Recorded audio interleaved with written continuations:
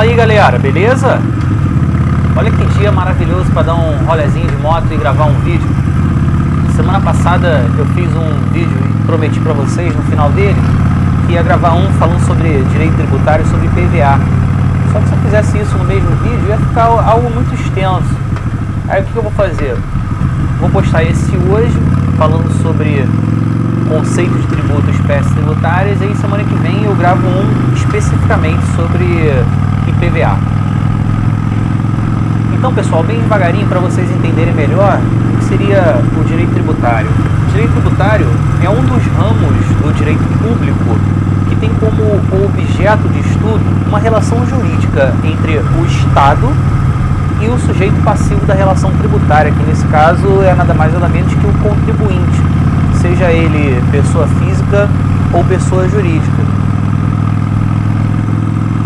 Lembrando que essa divisão do direito em ramos ou disciplinas, ela tem finalidade meramente didática, visto que o direito é uno, todas as áreas do direito estão completamente interligadas. Então a gente fala numa divisão meramente didática, tá?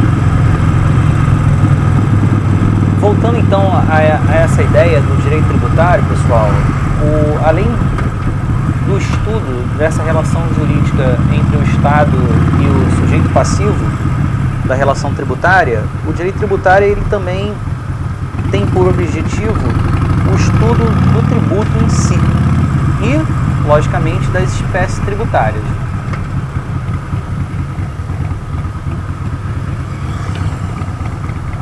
Um cuidado muito grande que a gente tem que ter, e a gente não pode confundir com relação ao direito tributário, é o seguinte: como eu acabei de dizer, o direito tributário ele vai estudar apenas essa relação, né? Vai estudar apenas o tributo.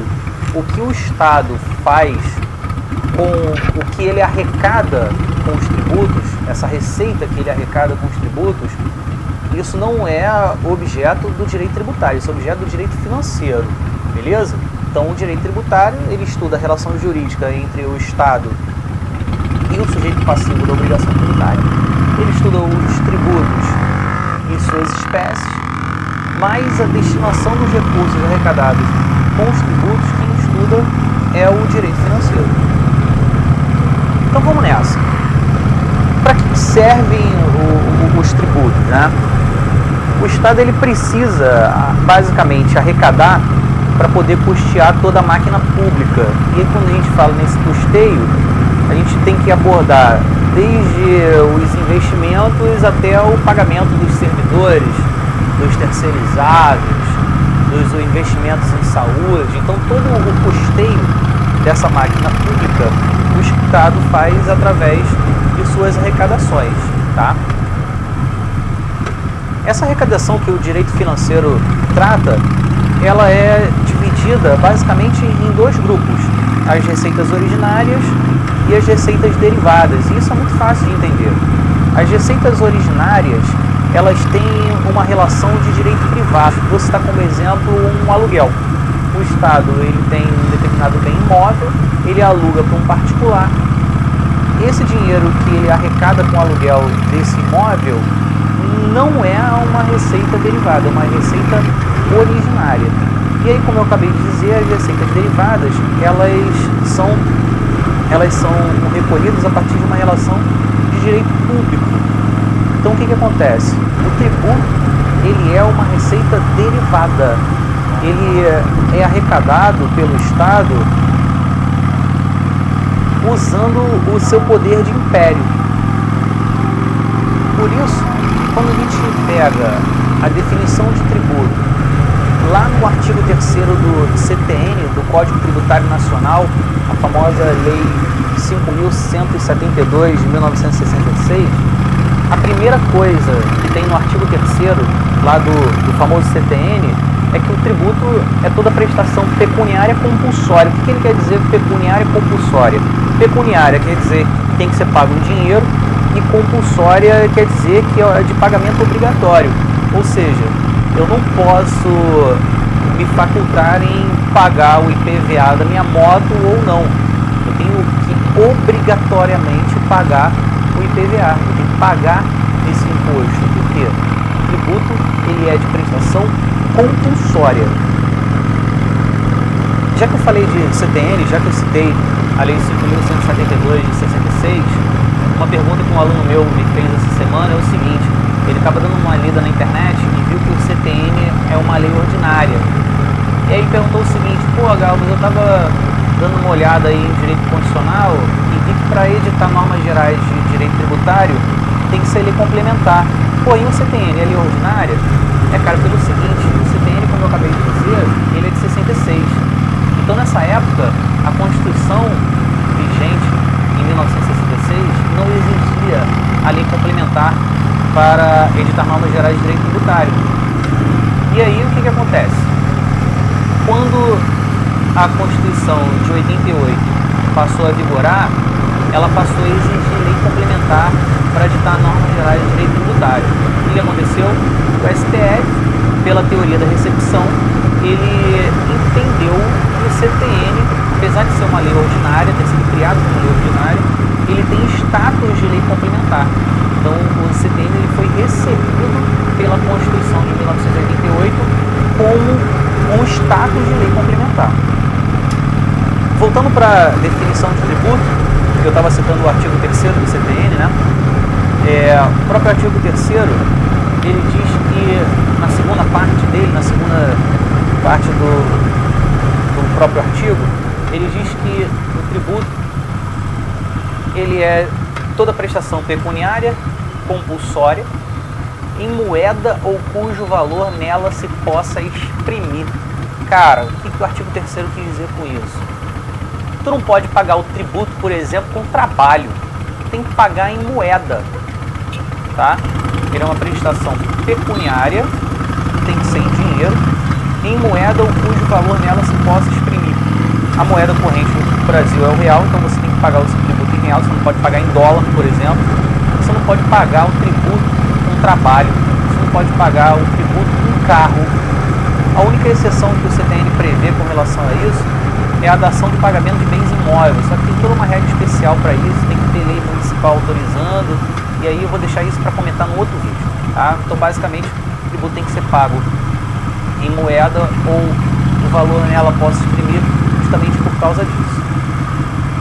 Dando sequência, o artigo 3º diz que não constitua sanção de ato ilícito, ou seja, o tributo ele não pode ser uma multa.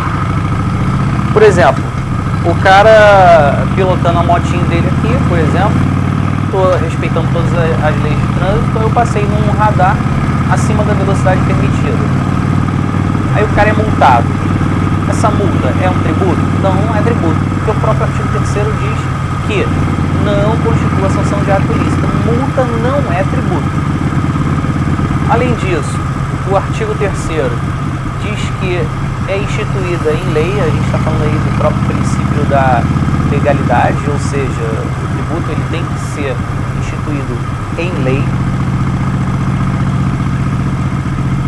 E para finalizar, o artigo 3º diz que é cobrado mediante uma atividade administrativa plenamente vinculada. Isso é interessante, cara, porque o agente público ele é obrigado a praticar o ato exatamente como a lei prevê. Ele não pode utilizar de um poder discricionário para cobrar tributo. Imagina só se isso fosse possível. Com a política que nós temos hoje no Brasil, o cara ia sair instituindo um monte de tributo novo, a Deus dará. Então não pode. O artigo 3º do CTN, ele protege a gente com relação a esses atos discricionários do poder público. Bom, galera, isso aí que a gente acabou de comentar é nada mais nada menos que a definição de tributo, né? Outra coisa importante que eu disse que ia comentar nesse vídeo seria com relação às espécies tributárias, e a gente tem que tomar muito cuidado com isso, porque nós temos muitas teorias. Tem a teoria tripartite, tem teoria tetrapartite, tem teoria pentapartite, e aí duas têm mais força no nosso ordenamento jurídico, seria a tripartite e a pentapartite, né? O que são essas teorias?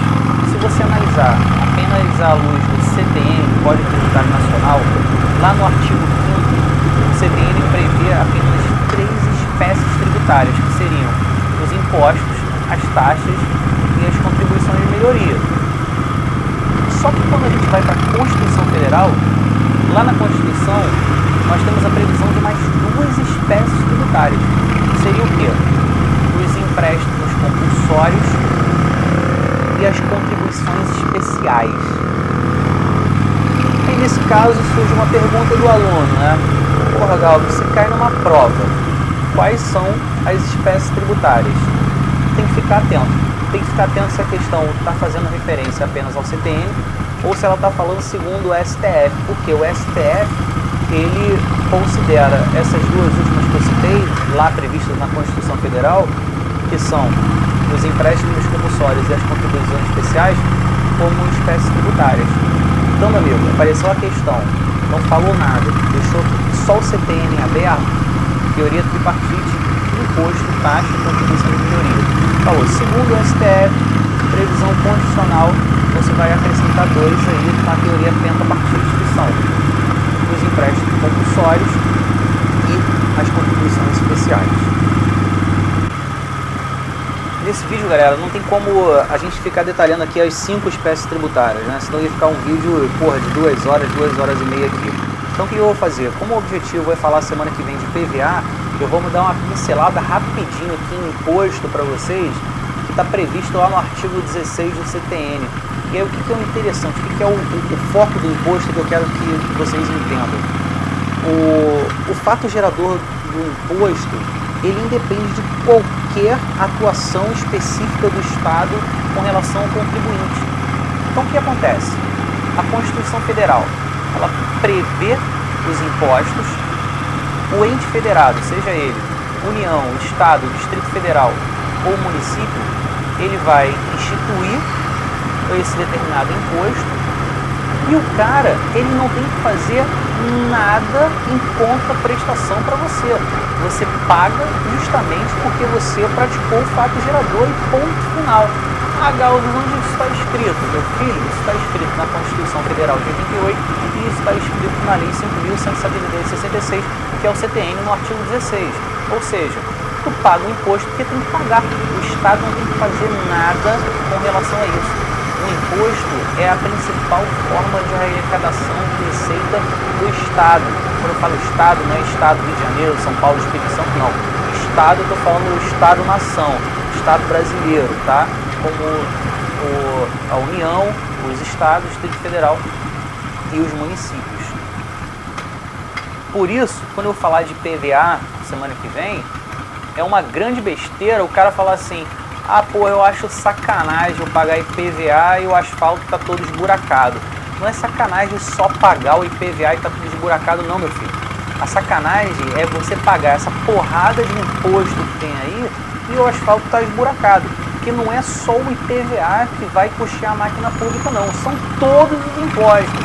O que acontece é que o Estado, ele não é obrigado a empregar o dinheiro arrecadado com IPVA para consertar buraco na rua. Ele não é obrigado a fazer isso. Outra coisa que a gente tem que tomar muito cuidado, né? Acho muito engraçado. Um dia eu estava dando aula, comentando sobre direito tributário, aí eu fiz uma pergunta simples em sala de aula, eu perguntei assim: vem cá, quantos impostos tem no Brasil? Quantos tipos de impostos tem no Brasil? Aí um aluno brincando veio e falou: ah, professor, eu não sei quantos tem não, mas eu sei que é uma porrada. Acho que deve ser mais de 60 impostos. Eu falei: caraca, meu filho, tu tá louco, cara. Que mané 60 impostos? Então preste atenção, para não ter confusão com relação a isso. Nós temos basicamente 13 impostos previstos na Constituição Federal. Só 13, galos, só 13. Quais são? Nós temos 7 impostos federais. 7 impostos vão ser instituídos pela União. Desses 7, 6 já foram instituídos, apenas um não foi. Nós temos 3 impostos estaduais e 3 impostos municipais. Com relação aos impostos federais, a gente acha isso lá no artigo 153 da Constituição Federal de 88, né? São 7 impostos, como eu acabei de falar. Tem o imposto de importação, o imposto de exportação, o imposto de renda, o imposto sobre produto industrializado, famoso IPI, o imposto sobre operações financeiras, o IOF, o Imposto Territorial Rural, o famoso ITR, e o Imposto sobre Grandes Fortunas, o famoso IGF, dos quais apenas o IGF ainda não foi instituído, não tem previsão para cobrança de imposto sobre grandes fortunas aqui no Brasil. Com relação aos impostos estaduais e do Distrito Federal, nós temos a previsão lá no artigo 155 da Constituição Federal. Como eu disse anteriormente, são 3 impostos. A gente tem o ITICMD, que é o Imposto de Transmissão, Causa Morte e Doação. A gente tem o IPVA, que eu vou falar semana que vem, que é o Imposto sobre Propriedade de Veículo Automotor. E tem o famoso ICMS, que é o principal imposto aí de arrecadação dos estados e do Distrito Federal. O maior volume de arrecadação dos estados é em cima do ICMS, que é o Imposto sobre Circulação de Mercadorias e Serviços. Para fechar a brincadeira, nós temos aí mais 3 impostos municipais, que a gente vai encontrar lá no artigo 156 da Constituição Federal de 88, que vão ser o ITBI, que é o famoso Imposto de Transmissão de Bens Imóveis. A gente tem o IPTU, que é o Imposto sobre Propriedade Predial Territorial Urbana, e o último, que é o ISS, Imposto sobre Serviço, que equivale ao ICMS para os estados, né? Tem a exclusão aí dos serviços ICMS, mas o ISS, Imposto sobre Serviço, é o principal imposto de arrecadação municipal aí, beleza? Então, galera, foi isso. Espero que tenham gostado aí desse videozinho rápido e bem resumido sobre espécies tributárias, sobre definição de tributo. Qualquer dúvida, estou à disposição.